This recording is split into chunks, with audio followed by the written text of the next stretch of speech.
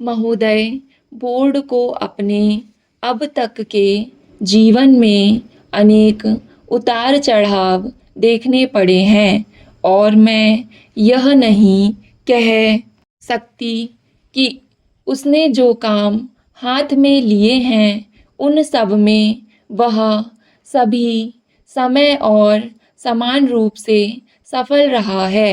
हाँ, मैं यह अवश्य कह सकती हूँ कि इसकी स्थापना के बाद से जहाँ समाज कल्याण का काम और कार्य क्षेत्र बहुत बढ़ गया है, वहीं स्वयंसेवी संगठनों ने इस दिशा में प्रयास में शिथिलता आई है और लोगों में केंद्रीय सहायता के बिना भी काम उत्साहपूर्वक करते रहने की भावना में कमी देखने को मिलती है।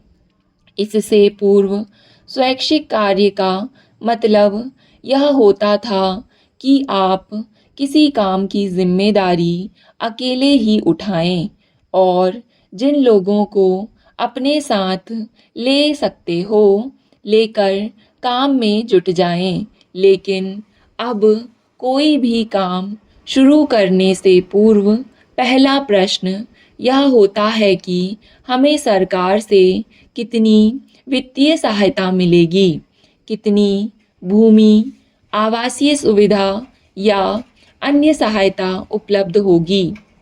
यह सुखद स्थिति है क्योंकि यद्यपि मेरा यह विश्वास है कि सरकार को नए या चालू कार्यक्रमों के लिए सहायता देनी चाहिए, फिर भी यह बड़े दुख की बात होगी कि सरकार के साधनों पर जो पहले से ही सीमित और अल्प हैं निर्भर रहा जाए तथा स्वावलंबन की आदत को छोड़ दिया जाए। भारत में अधिकांश लोग भी अधिकतर वंचित हैं, इसलिए अगर आप ऐसे लोगों में एक छोटे से ग्रुप को चुन लेते हैं तो आप अधिक गहराई से कुछ नहीं कर पाएंगे तथा इससे आम स्तर में कोई सुधार नहीं हो पाएगा। उदाहरण के लिए बाल कल्याण के क्षेत्र में अगर औसत बालक को बेहतर स्वास्थ्य की सुविधाएं नहीं मिल पाती तो विकलांग बच्चों की समस्या हल नहीं की जा सकती। इसके विपरीत शायद उनकी कठिनाई और बढ़ जाएगी। यही बात महिलाओं के संबंध में काम पर भी लागू होती है।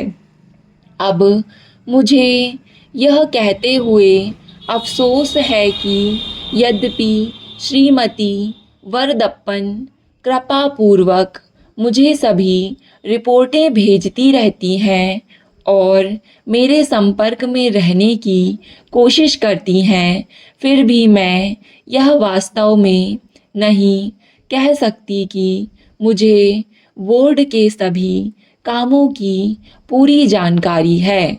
लेकिन यह जानकर मुझे बहुत प्रसन्नता हुई कि बोर्ड को जितना पैसा दिया गया था वह सभी काम में लग गया है और आशा है कि उसका सही उपयोग किया जा रहा है।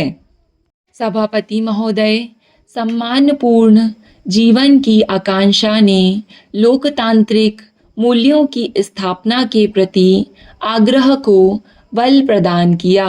इससे शोषण, अन्याय, गैर बराबरी, अप्रासंगिक परंपराओं और मान्यताओं के विरुद्ध संघर्ष की शुरुआत हुई। इस संघर्ष ने भी राजनैतिक, आर्थिक और सामाजिक गुलामी से मुक्ति का मार्ग प्रशस्त किया। इस संघर्ष से जहां एक और दुनिया का राजनीतिक मानचित्र बदला, वहीं तमाम तरह की गैर बराबरियों के प्रति हिंसक और अहिंसक अभियान व आंदोलन अस्तित्व में आए। हमारे देश की समूची राजनीतिक व सामाजिक संरचना इससे गहरे तक प्रभावित हुई। राजनीतिक स्वतंत्रता इसी प्रक्रिया का परिणाम है। सामाजिक स्तर पर सदियों से जो वर्ग समूह सीमांत पर जी रहे थे तथा जीने के क्रम में प्रतिफल मर रहे थे, उनमें अपनी स्थिति के प्रति सजगता व सतर्कता का भाव क्रमशः विकसित हुआ। धीरे धीरे उन्होंने उन तमाम मान्यताओं और परंपराओं को नकारना प्रारंभ कर दिया जो उन्हें समाज के सीमांत पर रखने की साजिश करती रहीं। देश के राजनैतिक सामाजिक जीवन में उनका हस्तक्षेप बढ़ा। उनके मन में सामाजिक न्याय की प्रति के लिए आग्रह लगातार प्रबल होता गया। राजनैतिक सामाजिक संरचना में घटित इन परिवर्तनों के बावजूद इस देश के लोगों की एक बड़ी संख्या ऐसी है जो सम्मानपूर्ण जीवन यापन से बहुत दूर है। उनके पास जीने की लगभग तमाम सुविधाएं अनुपलब्ध हैं। देश की यह आबादी सम्मानपूर्ण ढंग से जीवन यापन कर सके, इसके प्रति स्वैच्छिक संगठनों और कार्यकर्ताओं में निरंतर बेचैनी बढ़ रही है। वे ऐसी विकास प्रक्रिया पर प्रश्न चिन्ह लगाने लगे हैं जो लोगों को सम्मानपूर्ण जीवन यापन के प्रति आश्वस्त नहीं करती। उनका मानना है कि विकास प्रक्रिया यदि मानव को विस्थापित करके उसके पुनर्स्थापना का कोई प्रावधान नहीं करती तो वह अर्थहीन है। स्वैच्छिक संगठनों की यह चिंता वस्तुतः मानव अधिकारों के प्रति उनकी निष्ठा और संप्रति का सूचक है। आज के परिप्रेक्ष्य में स्वैच्छिक संगठन लोकतांत्रिक प्रक्रिया का एक महत्वपूर्ण घटक बन गए हैं। आमतौर पर वे मनुष्य के बेहतर जीवन से जुड़े प्रश्नों पर आंदोलित होते हैं और उनके लिए रचनात्मक कार्यक्रमों और गतिविधियों का संचालन भी करते हैं। इसलिए कोई भी ऐसा मुद्दा जो सम्मानपूर्ण जीवन यापन की प्रक्रिया से जुड़ा है, वह स्वैच्छिक क्षेत्र के लिए आंदोलन की पृष्ठभूमि तैयार करता है। उन्हें नई दिशा दिखाई और उनको प्रेरणा तथा उत्साह दिलाया कि वे अपने कार्यों का और विस्तार करें।